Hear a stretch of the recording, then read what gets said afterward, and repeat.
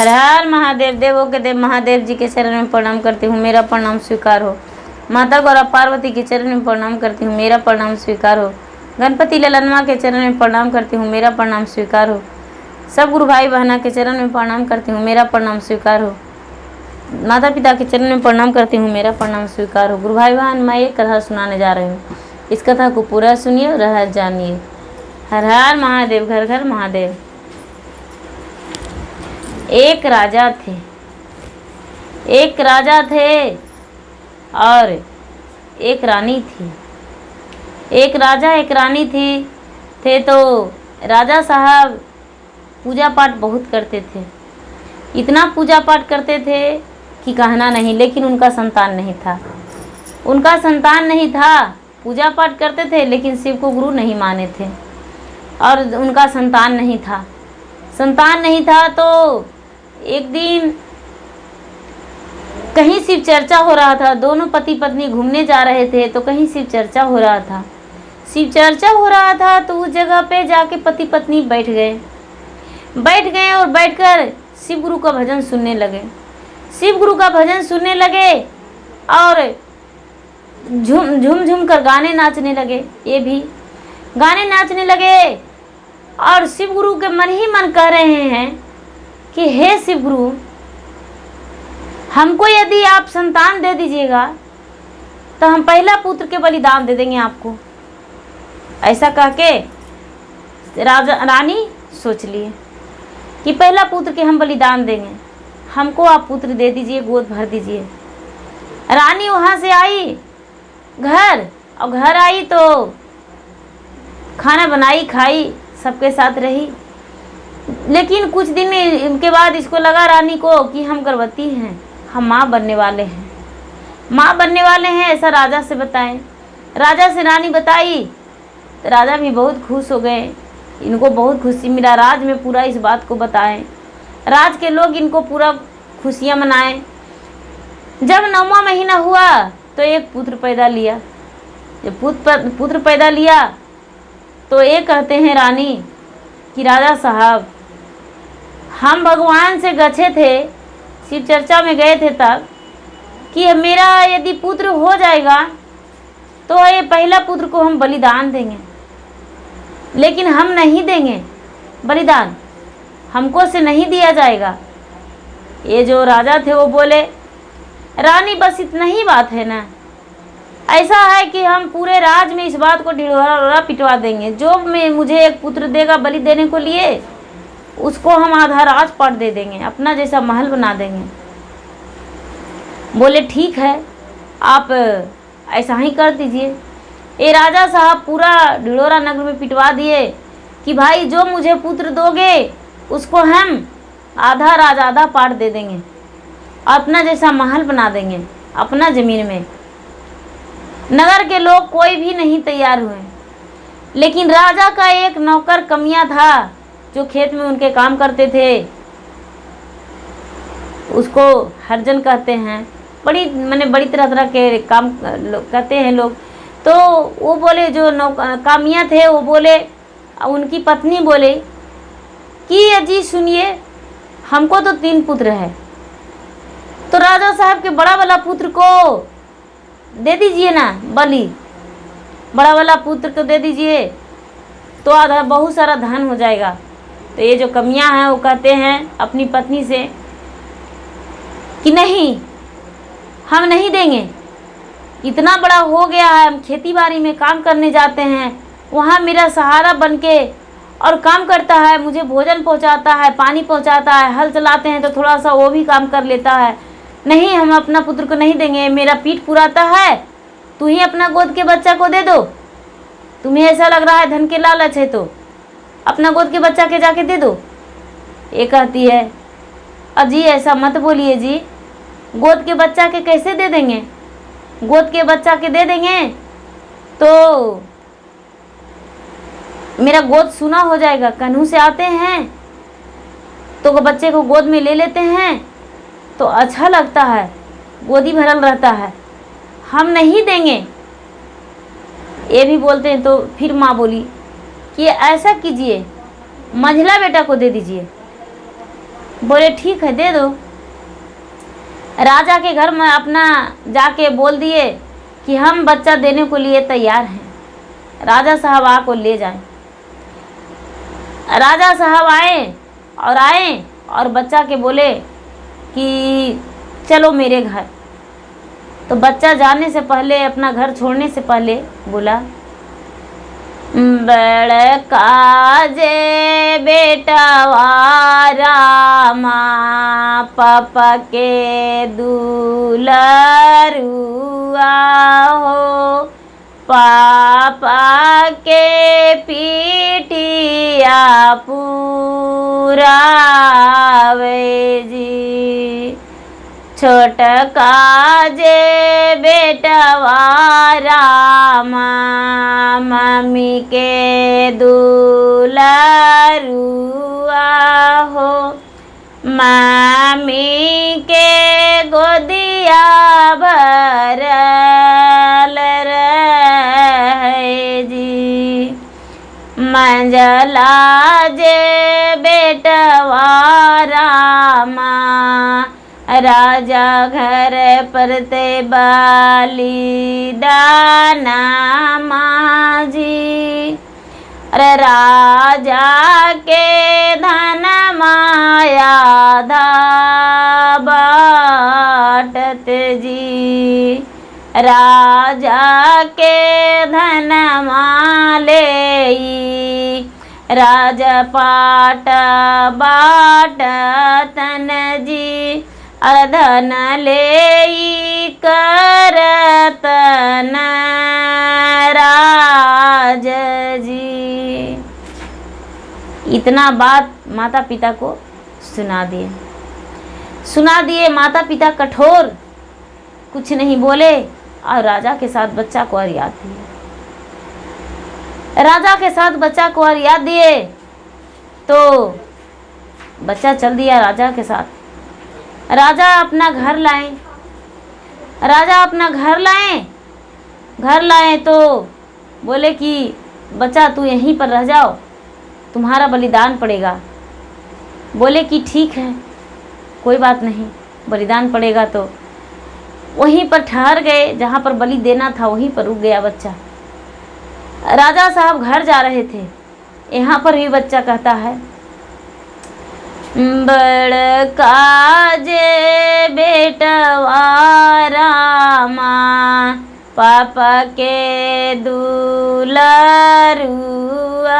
हो, पापा के पीठिया पुरावे जी।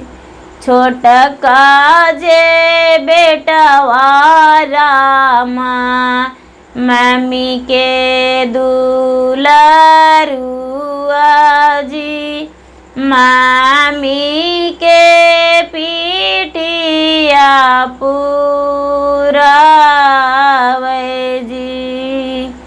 मंजला जे बेटवा रामा राजा घर पर ते बलिदाना माजी। राजपाट बाटी करतन राज जी। ए राजा के आँख से आंसू गिर गया। राजा के आँख से आंसू गिर गया और कहने लगे कि नहीं, इस बच्चा को हम अपना बच्चा के लिए बलिदान नहीं देंगे, ये गलत है, हम बलिदान नहीं देंगे। क्यों बलिदान देंगे? नहीं देंगे।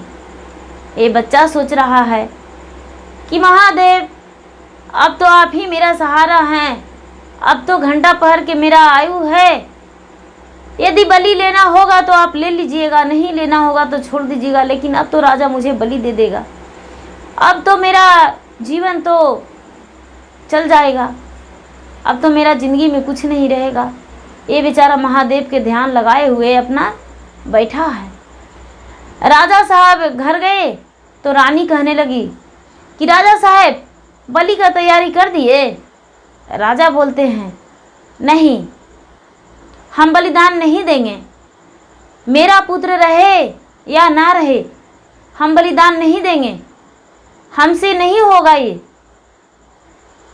रानी कहती है राजा साहब, और जो गच्छे हैं वो तो गच्छी हो तो अपना पुत्र का बलिदान दे दो, लेकिन हम किसी का पुत्र का बलिदान नहीं देंगे, हम ऐसा नहीं करेंगे। ये जो रानी थी वो बोली कि आप नहीं बलिदान देंगे, लेकिन हम दे देंगे, हम उसको आधा राज देंगे, आधा पाट देंगे, तो हम बलिदान नहीं देंगे। ये लड़का के पास रानी गई और रानी पूछी कि बाबू कुछ खाने का मन करता है तो कुछ बोलो।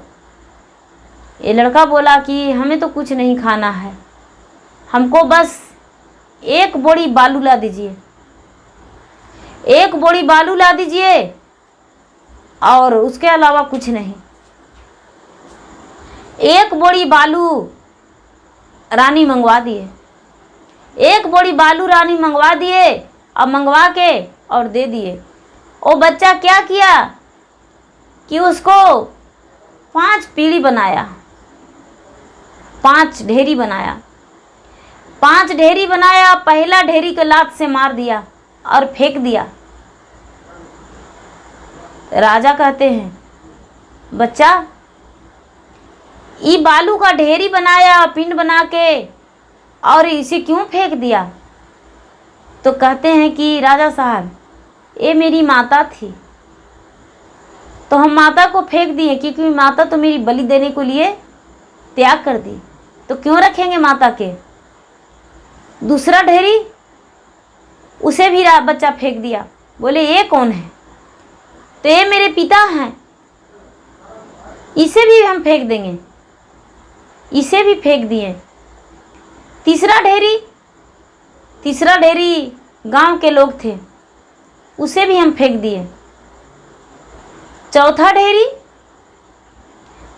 ढेरी में राजा थे, तो राजा को भी हम फेंक दिए, क्योंकि पैसा राजा से मेरी माल ले ली है, तो राजा किसमें क्या कसूर है। लेकिन मेरे तरफ से तो राजा को कोई दया माया नहीं है, क्योंकि मुझे बलिदान देने के लिए यहाँ पर लाया गया है।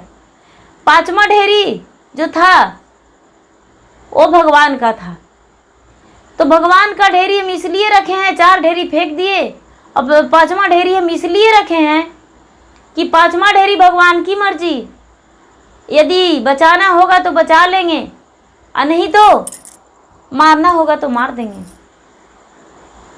रानी का आंख से आंसू गिर गया, रानी के आंखों से आंसू गिर गया, झरझर रोने लगी रानी, और कहने लगी कि इस बच्चा को लौटा दीजिए, हम बलिदान नहीं देंगे। राजा साहब बोले कि आप तो मुझे डांट रही थी, लेकिन अब क्या हुआ? बोले नहीं, जितना गर्भ से हम बच्चे को पाल पोस रहे हैं, उतना ही तो इसको माता पिता भी पोसे पाले हैं, बच्चा को लौटा दीजिए। ये राजा साहब क्या किए कि वस्त्र आभूषण देकर, और सोचने लगे राजा कि ये तो नीच जाति का बच्चा है, तो इसको तो अपना राजमहल में नहीं रख सकते हैं, लेकिन कुछ धन देके इसको हम घर चला देते हैं, कुछ धन देके चला देते हैं। और ये जो लड़का था वो शिव गुरु का गुरु मान लिया था बहुत पहले, और उस दिन भी ध्यान था शिव गुरु का। जब राजा साहब कुछ पैसा देके लौटाने लगे, तो ये लड़का शिव मंदिर जाके आराधना करने लगा। हाथ तोरा जोड़िए शिव गुरु, गोड़ तोरा परिये जी, सुन ले मीनती हमार जी। कहाँ में जाइए शिव गुरु, कहाँ में रही जी, लोक नाही कौनो उपाय जी। ये जो बच्चा विलाप किया तो शंकर भगवान प्रकट हो गए। शंकर भगवान प्रकट हो गए और कहने लगे कि क्या चाहते हो? बच्चा बोला, महाराज हम चाहते हैं कि आप अपना रूप दे दें हमको, हम माता पिता को पास नहीं जाएंगे, और मेरे माता पिता के घर के बगल में थोड़ी सी ज़मीन परीत है, उसमें एक मंदिर बन जाए, वहीं पर हम रहेंगे। बोले ठीक है। शंकर भगवान अपना रूप दे दिए, बड़ा बड़ा जटा के जटा हो गया, दाढ़ी मूछे सारा चीज हो गया, उसको देखने में पूरा महंत जैसा दिखने लगा। और इसको राते रात जहाँ पर माता पिता के घर था उसी बगल में इसका एक भवन बन गया, और ऊपर में बैठ के और कर रहा है, बड़का जे बेटवा रामा पापा के दुलारुआ हो, पापा के पीठिया पुरावे जी, छोटका जे बेटवा रामा मम्मी के दुलारुआ हो, मामी के गोदिया भरल रहे जी, मंजला जे बेटवा रामा राजा घर परते बाली दाना माजी, आधा राजा बाटी करतान राज जी। इसको माँ थी वो अपने पति से कहने लगी कि देखिए ना, लगता है बाबू का आवाज़ है, देखिए तो जाके बाहर। जब बाहर जाके देखने लगे तो देख रहे हैं कि मेरा घर के जो बगल मेरा परी ज़मीन था उसमें एक सुंदर मंदिर बना हुआ है, और उसी मंदिर के ऊपर ही बच्चा बैठ के और बोल रहा है, माता तो पहचानी नहीं, पिता भी नहीं पहचाने कि अरे ये तो जट्टा वाला बहुत बड़ा साधु है, कौन ऐसा आवाज़ दे रहा है। उसको पिता कहते हैं वो तो बलि पड़ गया होगा माटी में, उसको कब के मजिल हो गया होगा, तो वो कहाँ से आएगा, वो तो कब के ख़त्म हो गया होगा, राजा घर बलिदान पड़ गया होगा। गुरु भाई बहन, और उसको राजा तो बलिदान नहीं दिए, घर लौटा दिए।